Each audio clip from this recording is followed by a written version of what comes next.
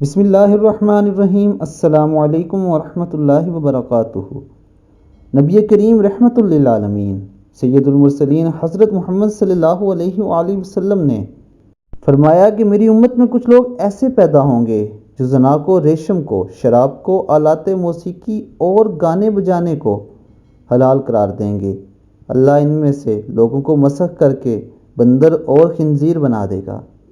پھر ایک اور مقام پر رحمت للعالمین نبی پاک صلی اللہ علیہ وآلہ وسلم نے فرمایا، جب لوگ موسیقی سننے لگیں اور گانے والیاں عام ہو جائیں تو زمین میں دھسنے کا، صورتیں مسخ ہونے کا اور پتھروں کے برسنے کا عذاب آئے گا۔ دوستو، آج کے دور کو مد نظر رکھیں تو اس حدیث کے مطابق ہم میں سے اکثر لوگ بہت کبیرہ گناہ کے مرتکب ہو رہے ہیں۔ اللہ تعالیٰ ہمیں نبی اکرم صلی اللہ علیہ وآلہ وسلم کی حدیث پر عمل کرنے کی توفیق عطا فرمائے اور ہمیں ان بڑے بڑے گناہوں سے محفوظ رکھے۔